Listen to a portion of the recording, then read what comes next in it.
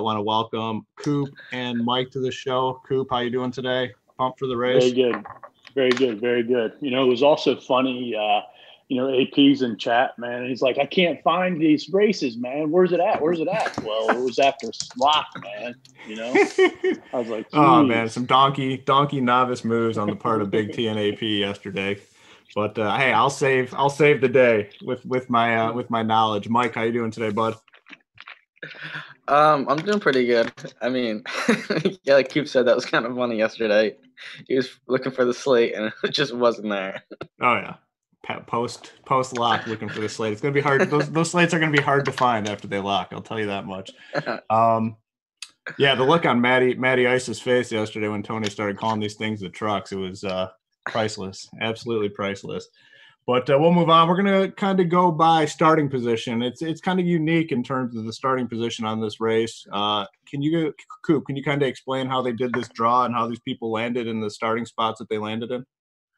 Yeah, what they did is they took the results from Sunday and they inverted the top 20 finishers.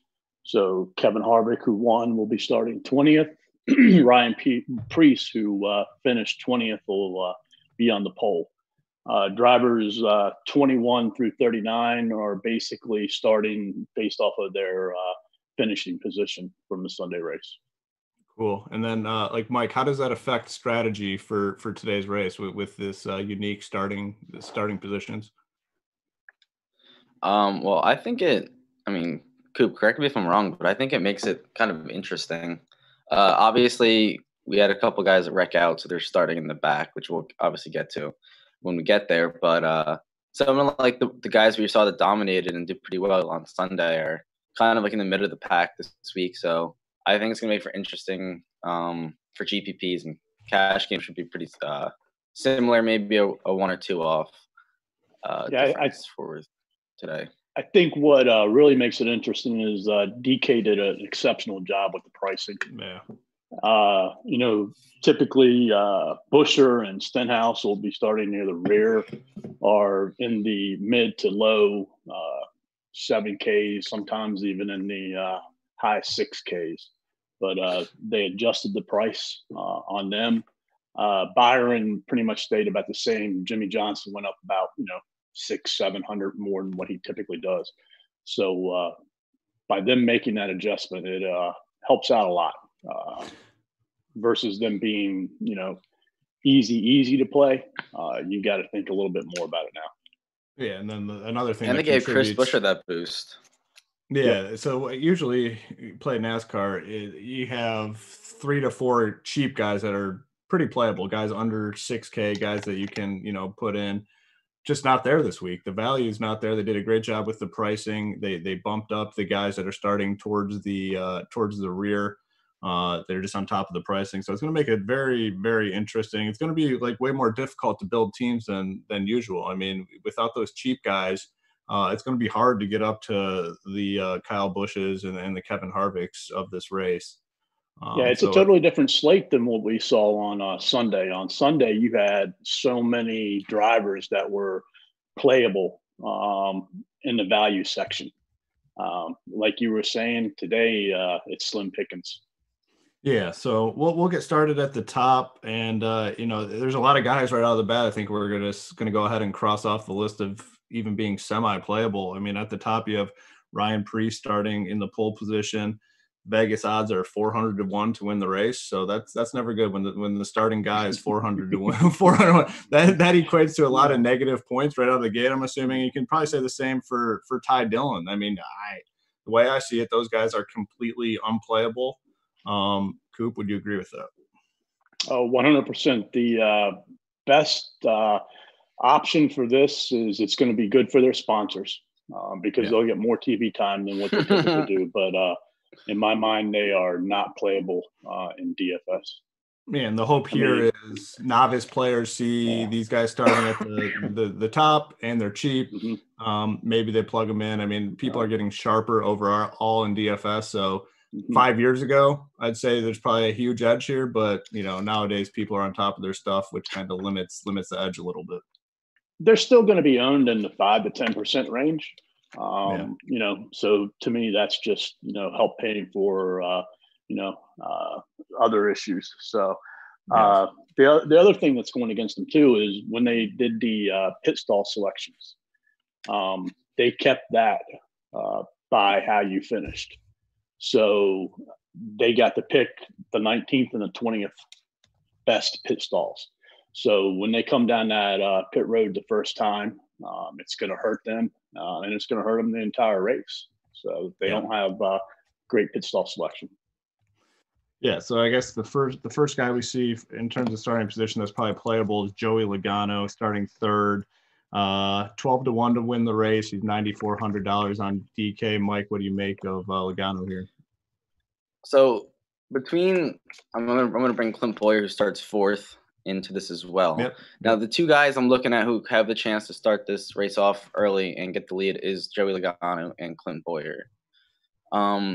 Like Coop talked about with Ryan Preece and Ty Dillon, I don't expect them to do anything. Expect them just to fall back early within like the first 3 laps, honestly. So I think it's going to come down to Clint Bowyer and Joey Logano to get the early portion of this race and get the lead.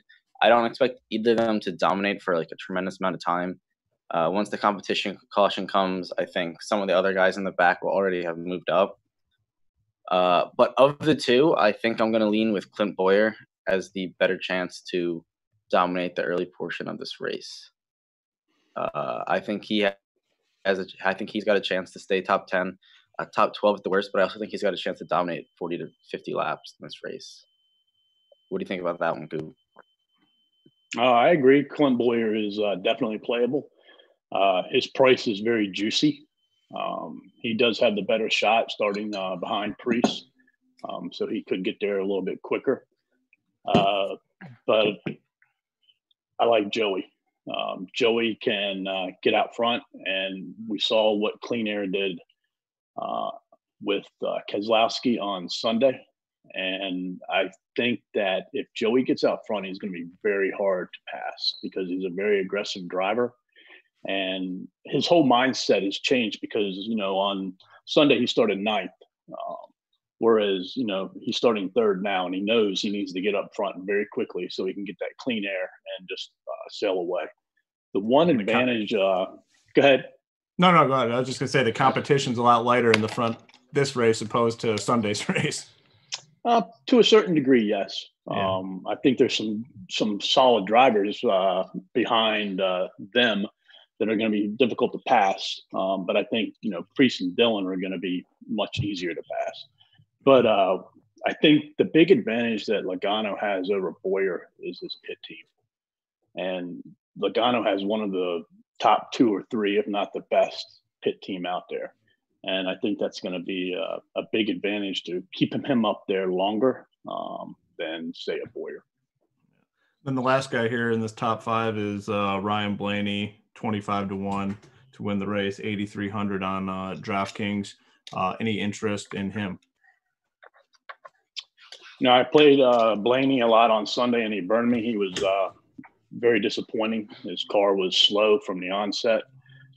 Didn't make any progress really throughout the race. You know, he's in great equipment. He's a great driver.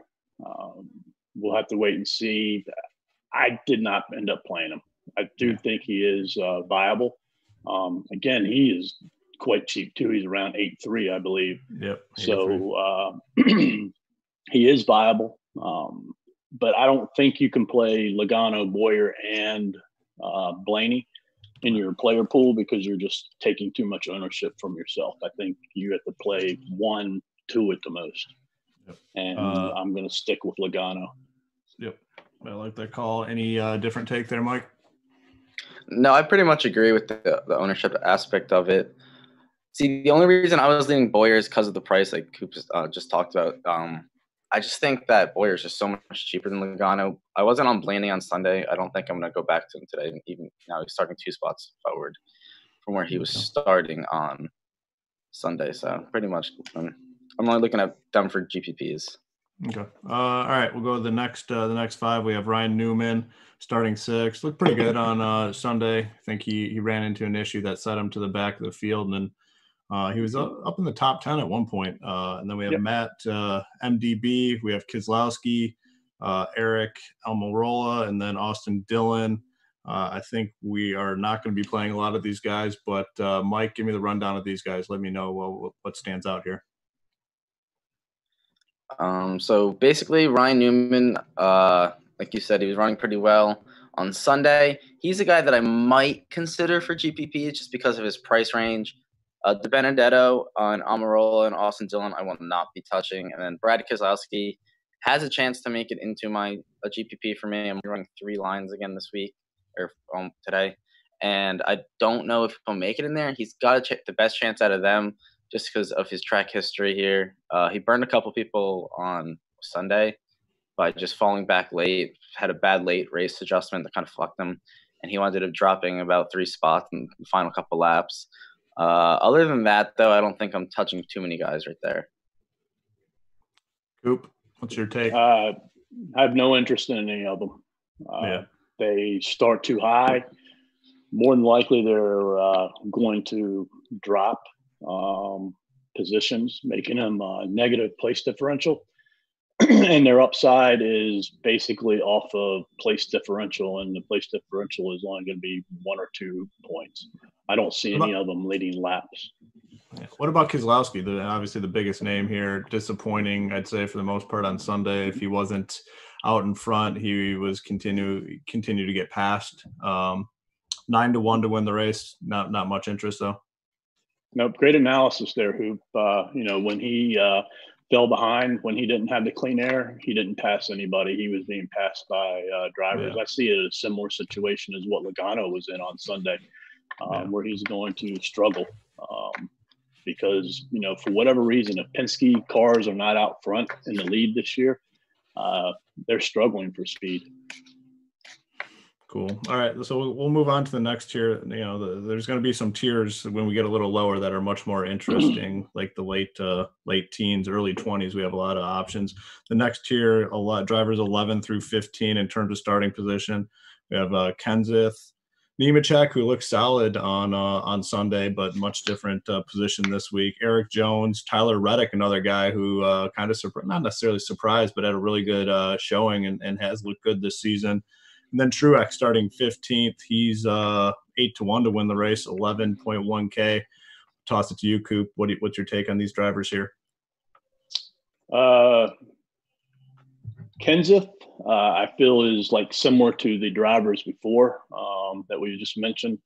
I don't see him leading. I see him possibly gaining, a couple positions, but more likely staying where he's at or dropping. Yeah. Eric Jones is an interesting play and scary play. He's going to be without his crew chief this week because he's got suspended because in post-race inspection he was missing some lug nuts. So that's a negative for him. On the positive side, though, 8th is his worst finish here ever. And I think he's like 4 or 5 races now. So he's very, very strong at the track. The other positive that I think for Eric Jones is he's going to be extremely low owned because he has William Byron, Jimmy Johnson priced around him, in addition to Kurt Busch priced around him. And then, if you go a little bit lower, you'll be able to get Stenhouse and Buescher. So I see some low ownership for Eric Jones. Like Mikey was saying, last time on Sunday, he is risky because Eric Jones can just wreck or have issues with his car out of the blue. So without his crew chief, him starting 13th, I think there are much higher upside people. But if he can get up there and win, he could be a GPP spoiler. Yeah, he was solid. He was solid on Sunday too. I mean, was in the top 10 for most of the race. He finished 7th or 8th, I believe, right? Yeah. Nemechek, I could see people playing, but I thought his top potential was around 20th on Sunday. He far outperformed that. Congratulations to him. But for him to repeat that, it's going to be tough. He's got a lot of great cars behind him, but he showed he has a good car himself. So we'll see. He just carries a lot of downside, so I'll be passing. Tyler Reddick is someone who has started near the back in most of his races and has come to the front, making him a DFS darling so far, gaining all the point differential positively. But this is his farthest start up front. He has great equipment. He loves the high banks. He starts 14th, which is going to hurt his upside, but he could easily get up to 6th, 7th, 8th, and be gaining positive points. His price is higher than what it has been. I hedged on him if I should take him, if I shouldn't, and ultimately he was probably my last driver out. I think he's a good GPP player too. And again, I wouldn't play any of these drivers together. Like I wouldn't play Jones with Reddick or Kenseth with any of them because there's just too much, negative correlation between them. Yep. Mikey, what's your take on these guys? Oh, go ahead. Yep, continue.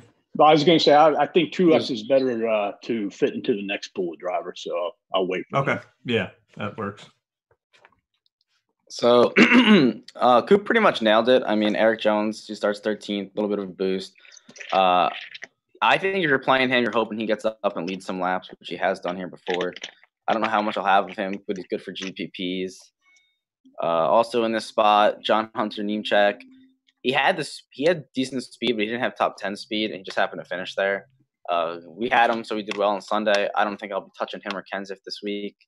Tyler Reddick, I like more on FanDuel this week. If he could finish in the top 10, he'll be a pretty solid player because they messed up his price there. Don't know if I'll be touching him on DraftKings, and then that's pretty. And other than that, I think Coop pretty much nailed that 11 through 14. Yeah, so like 15 through 20 seems like where the likely winner of this race will come from. You all have very, very high Vegas odds. We have Truex starting 15th, Hamlin, Chase Elliott, Kurt Busch, Alex Bowman, Kevin Harvick, all between 12-1 and I guess essentially 3.5-1 for Harvick to win this race. Yeah, I mean this is most likely the spot where you're going to get your winner from. Mike, why don't you go ahead and break down these guys for me? Yeah, I mean, I definitely think the winner comes from this spot. Truex looks pretty good, I should say, on Sunday. But I don't think I'm going to be targeting this week just because the prices are going to matter. I don't think me and Coop really touched on this yet. But with the guys we've been talking about, the pricing's kind of is very. Oh, he talked about how good the pricing is, but the pricing for the guys we're going to get to later are kind of pushed up. So getting guys like Martin Truex Jr. and Brad Kozlowski to fit into your lineups is going to be a lot tougher today than it was on Sunday. So getting some of these guys in is going to be the make or break of your lineups. I mean, I think Denny Hamlin's got a shot to win this race. 16th looked really good on Sunday. He had showed really good speed. His green lap speed was 3rd. So I really like him this week. If I'm going to try to squeeze one of these guys in, I like Chase Elliott starting at 11th on Sunday. So now he's coming in starting 17th. It's only going to make me like him more. I think fitting him in is going to be tough. And then Kurt Busch we have, who's just been absolutely dominant here. As far as finishing in like top 5 or top 10. Now he starts 18th. I think he has a good chance to run in the top 5 again this week. Then we go to Alex Bowman, who just has – I mean, I talked about it on Sunday. He's just got some really good speed. He ran second pretty much all race on Sunday. He did go out there and lead some laps. Alex Bowman starts 19th this time, and I think at 10K, he's very interesting. I don't think he's going to get a tremendous amount of ownership that he should. And then Kevin Harvick starting 20th was my pick last week to win. Obviously, he's the favorite to win this week. They're bringing the same car back that they used on Sunday for Harvick. He had the speed on Sunday. They still got the number 1 pit, which is very, very important here. And Bowman, go back real quick, has the number 2 pit. So I think it's going to be between Harvick and Bowman to win again. I just think they're very strong here. And if I'm trying to force in between Kyle Busch, who we'll get to, and Harvick, I think I'm leaning with Harvick. Yeah, I mean, the odds on Harvick, I mean, 3.5-1. I mean, those are some strong Vegas odds to win this race. So, the favorite by a decent amount race. Coop, we'll throw it to you. What's your take on these drivers in this range here? Every single one of them is playable. They're all going to help suppress each other's ownership and keep it lower. Like Mike said, it's very difficult and challenging to get them in. It's hard to get two of them into your lineup. I don't think playing two of them is the best option because you would need both of them to lead some laps, quite a bit of laps actually. And it's highly unlikely that two of these drivers lead a good portion of laps. I do really like Truex.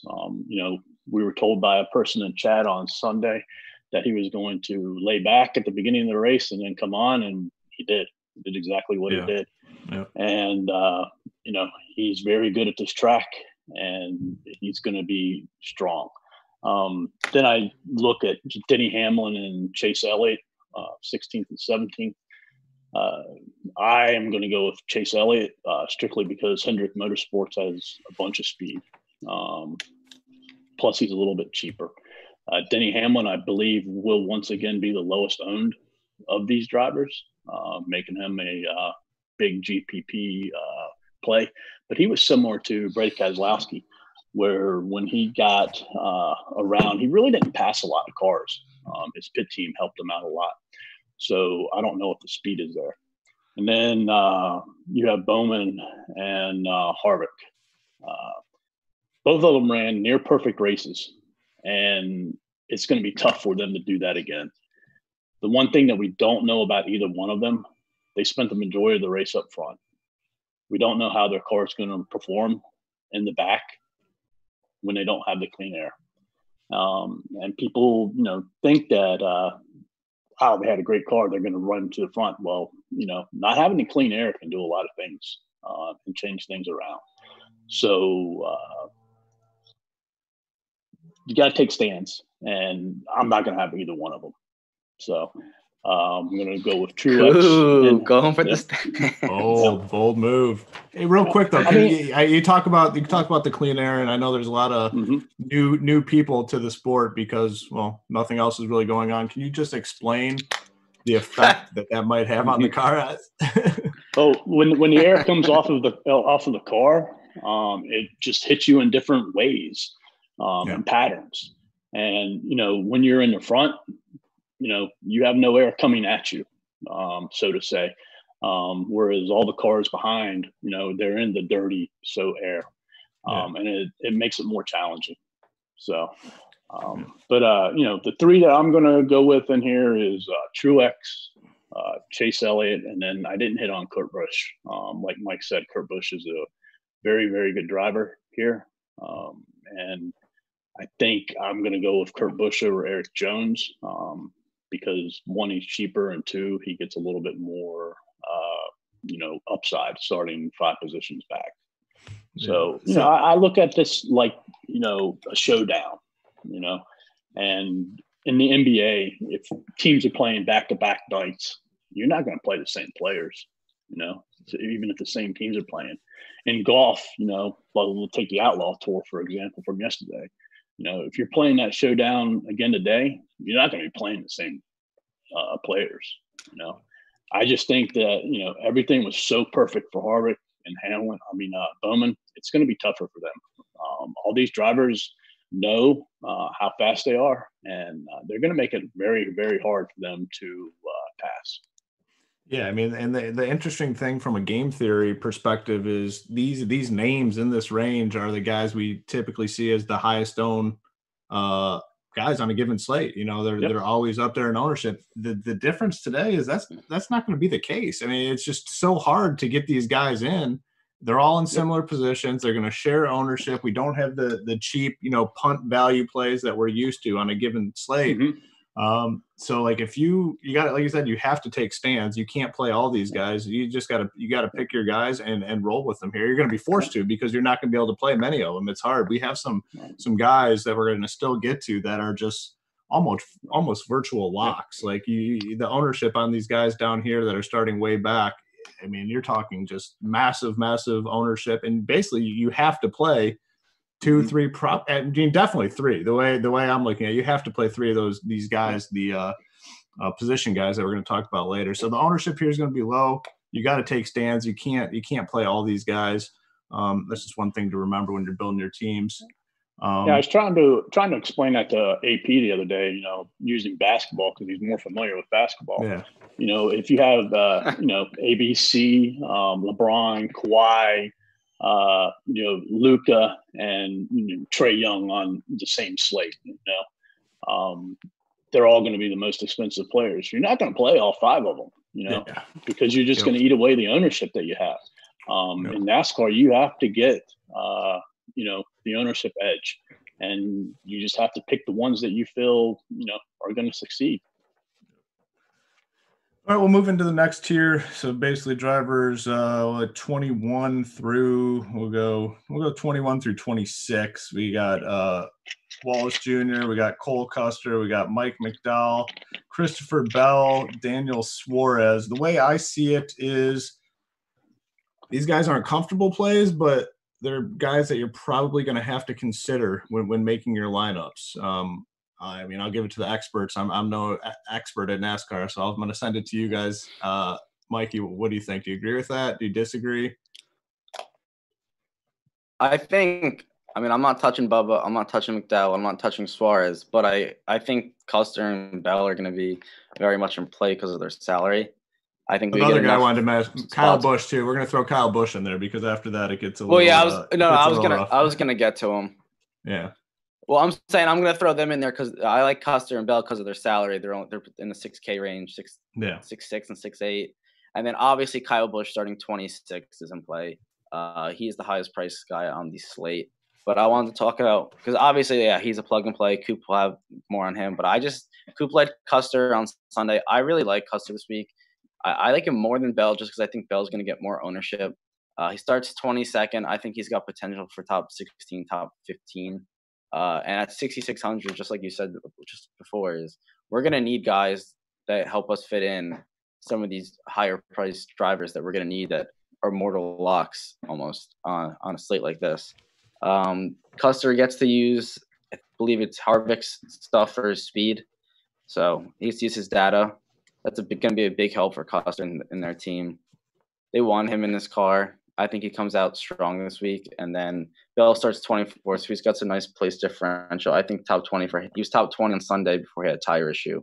So I think Custer and Bell are my 2 favorite in this range. And then, like I said before, I'm going Harvick over Busch, but I'll let Coop expand on Kyle Busch. Agree with everything you said. Custer and Bell are 2 of 3 drivers priced under $7K that have positive place differential potential. I'll be very high on both of them. As far as Kyle Busch, back to what Mike's been saying the whole podcast is that if it's hard to fit these high-priced drivers in there. I made 20 lineups this morning. And, I wanted a lot of Kyle Busch. Unfortunately, I was only able to get 10% of them based on, the lineup construction that I'm using. I do think he's going to be very, very low owned, 10 to 15% range. He didn't show a lot of speed on Sunday, which is concerning because, he got up front. And when he got up front, it was the team that got him up there. He passed a lot of cars, but they weren't great cars. And when he was up around 7th or 8th or 9th, he wasn't able to, progress past that. He fell back. So I'd like to get more Kurt Busch in there. Like I said, I only have 10% of them now. So, I'm thinking to myself, is it even worth it? And should I put that, 10% into Truex, Elliott, and Kurt Busch? Yeah, I mean, it's just tough. I mean, there's just like I keep saying, it's like we just don't have the value. We don't have the 5.6K guy that we can plug in there that's starting 33rd. Like those guys don't exist. It's a combination of the starting spots. It's a combination of DraftKings doing a good job with the pricing, so it makes it hard. It makes it very difficult. Let's move on. Go ahead. One last thing on Busch. I mean, he does have the highest upside starting 26th, but we got to remember he's got to pass every single one of those great cars that's in front of him, that's competing with him around salary. And that's going to be difficult. Yeah, it's definitely not going to be any easy task. I mean, just the range that we talked about before, those drivers 15 through 20. I mean, just all solid drivers. Right. Got to pass them to get up there. So yeah, it's going to be an interesting week. But let's talk about the most obvious part of the slate. There's 4 drivers that are going to be mega chalk, mega popular, basically impossible to avoid. I mean, you have to play these guys. We have Chris Buescher starting 32nd. We have William Bryan Byron starting what is he starting? 34th. Jimmy Johnson 34th. 37. Yeah, and then Ricky Stenhouse Jr. is 39th. You basically have to play these guys. You have to play a lot of them. Going to be hard to get any sort of ownership edge on any of these guys. They're all going to be super popular. Coop, can you kind of talk about these guys and maybe rank them, in terms of the best or the guys that you feel most comfortable with in terms of those 4? I agree they're going to be chalky, but I don't think they're going to be as chalky as what you think.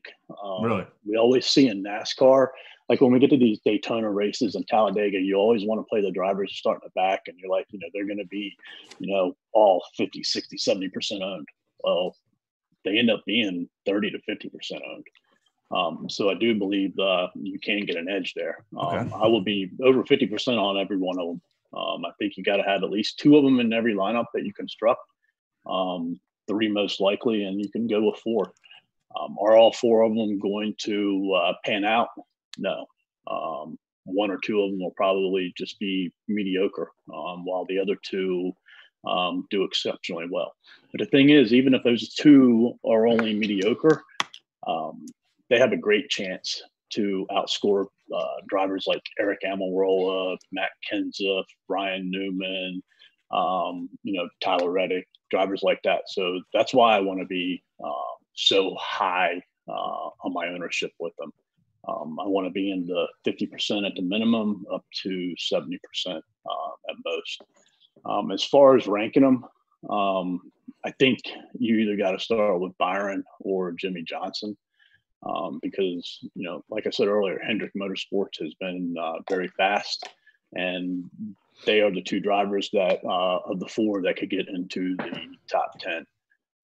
Ricky Stenhouse, I would go next because, again, he has potential to finish in the top 20. He'll probably finish 20 to 25th most likely. And then Buescher, who has basically the same 20 to 25th. Both of them, Stenhouse and Buescher, could easily get top 15s. They have the equipment and ability to do that. But I think a realistic expectation for both of them is 20th, 25th. And then you look at the Vegas odds on these guys, like Byron 20 to 1, then Jimmy Johnson 16 to 1, substantially better than Buescher and Stenhouse to win the whole thing. Yeah, I don't expect. I'm not playing them to win. I'm playing them strictly for their place differential points. So I just play them and play them high. Play a lot of them. Yeah. Mikey, assuming you agree on that. Yeah, pretty much. I mean, Buescher just completely missed it on Sunday. His team just missed it. But I believe he'll be a lot better on tonight. So, I mean, it's pretty plain clear. Yep. Yeah, very good. I mean, if the ownership's, if it is only 30 or 40, I mean, which I hope is the case because I'm taking a massive overweight approach on all 4 of these guys. I want to make sure that they're all in at least 50% of my lineups. So, if they're in the 30-40 range, that'd be great. I'm just going to go ahead. Go ahead. The other thing, too, is Ricky Stenhouse. Everybody knows him. They call him Ricky. That's going to keep, people off of him. So, He wrecked, the first lap on Sunday? Yep. So. Yeah, it doesn't equate to a lot of fantasy points when a guy wrecks on the first lap. Never a good thing. But nope. Just hard to avoid in this situation. I'm going to just go ahead and group the rest of these guys together. I'm not going to name them one by one. Are any of the remaining drivers in play or guys to consider? I mean, if you're talking about getting 2 of those top-tiered guys, you're going to have to dip down in this range, but that's the problem. There's just not much there. Mike, any of these guys in play, the remainder drivers? I think for the remainder of guys, the only guy left in play for me is starting 31st. It's Corey LaJoie. Other than him, I don't think I'm touching anybody else. LaJoie comes in at 5,500. He's got some place differential upside. I could see him finishing top 27, possibly top 25. Honestly, didn't look great on Sunday, but at that price, like you just said, we need to fit some guys in. I think he's got a little bit of upside, especially if he can avoid wrecking out or anything. Just with other people wrecking and issues, he should be able to gain a couple spots. Why him over some of the other guys? Better equipment, better team. Yeah, he's just a better driver as well. Okay. Coop, anyone down here? No, I agree with what he said with LaJoie. LaJoie will be one of my highest owned drivers. I think, there's only 3 drivers who have positive place differential potential under 7K. And he being one of them.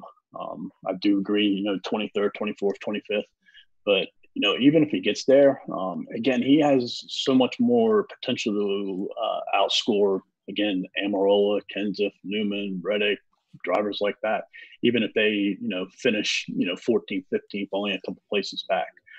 The only other driver that I would consider down there is Brennan Poole, and I would only do that because of his price at 4.8.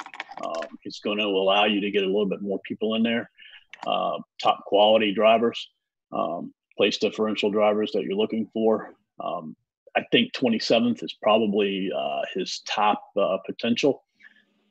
So you're looking for him to hold his position, but there is a lot of down risk with it also. So, but he's the only other potential one I would play down there. Yeah, that's playing these guys kind of unlocks some of those top tier guys a little bit more. It's just it's just super hard to get them in without some of these cheap guys. All right, we kind of covered the whole field. Let's go through.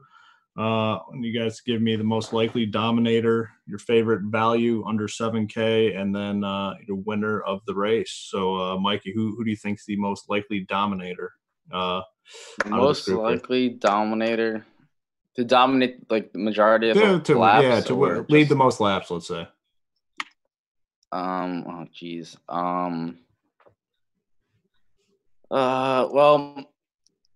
I feel like we're gonna see someone. I think we'll see a couple people dominate, like maybe like 60 laps each. Mm-hmm. I want to say Harvick gets it right again, but yeah. I don't know.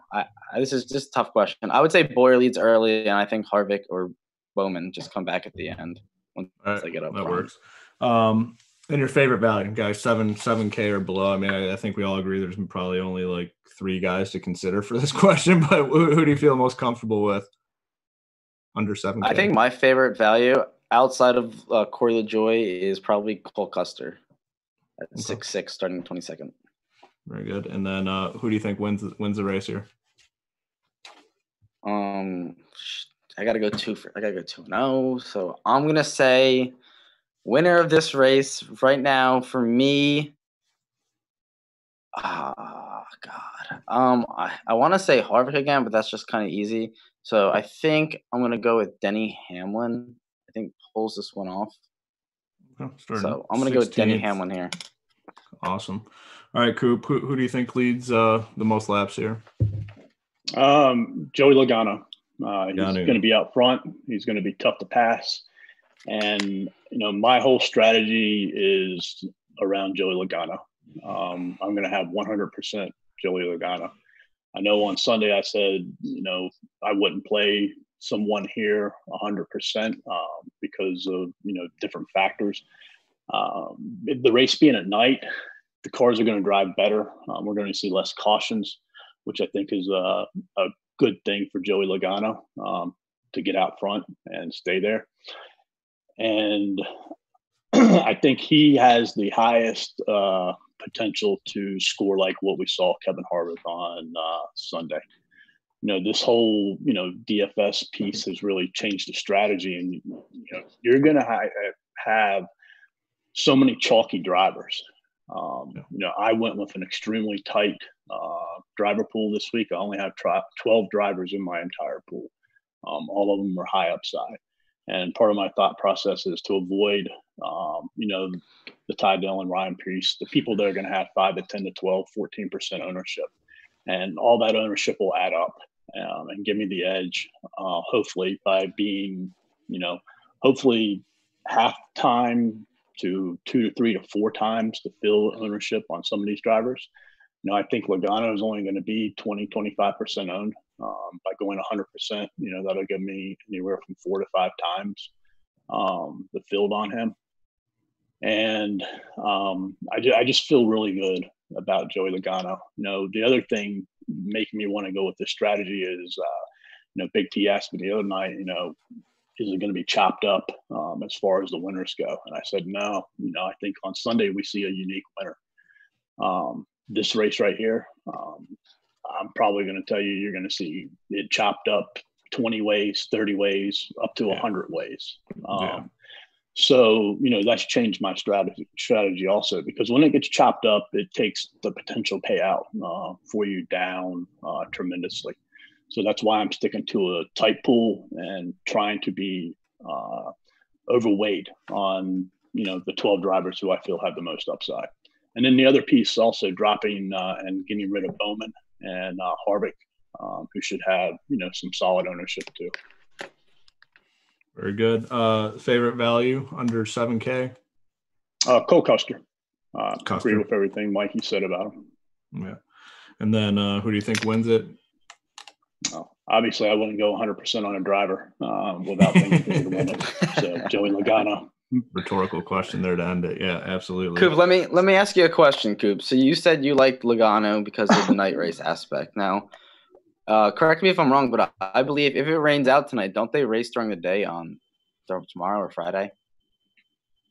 Like a 3 to 4 o'clock start time. I could be wrong, but from what I saw is that if there's going to be 2 races, one would start at noon, the other one would start at 6 or 7. I believe it was the Xfinity at noon. Okay, I thought it was the other one, but I could be wrong. And then I haven't heard anything as far as a schedule for Friday, if they do Friday. All right, sounds good to me. Any final thoughts on the race, Mike? I think we pretty much touched it all. I mean, we covered pretty much every driver except for the bums we're not playing. Like Coop said, we should probably going to see a lot of the ties. So I mean, I'm probably going to be overweight on the guys starting in the back as well. So it should be an interesting race, and I'm kind of excited for it to get going. Hopefully we get to see it sooner rather than later. Coop, any final thoughts? No, just one more reason I chose Logano over Bowyer, because I can see Bowyer getting some hefty ownership because of his price. I think he's a great play, but when I have to choose one or two of them, I'm going to go with Logano. So I think the Logano ownership could be very, very, I think 20% at most, but I wouldn't be surprised if it's a little lower. But we'll have to wait and see, because lineup construction is challenging this week. And then the last thing I have to say is on Sunday, NASCAR, or not NASCAR, but DraftKings is running a risk-free $4 5 max entry, basically free roll. We've been hitting it up here on Twitter. Highly recommend entering that. I think it's capped around 76,000 people. But you're going to get your money back at minimum with the chance to win more. So definitely make sure you get in that. Yeah, especially nowadays, it's important to take advantage of offers like that. They don't come very often, so make sure you get in those contests. Yeah. Want to thank everyone for tuning in here to the Run Pure Sports NASCAR breakdown for the Toyota 500. For more information about the site and things that we have planned, go to runpuresports.com and make sure you follow us on Twitter at runpuresports. Thanks again, and we will be back for another show Sunday. What's that? The Pepsi 400, 500? No. Coca-Cola, close enough. Yeah, the other. My Pepsi drink, you probably got you distracted. So I got the Coca-Cola on Sunday. We'll be back with another show. Thanks again, and we'll catch you guys later. Have a good one. Thank you.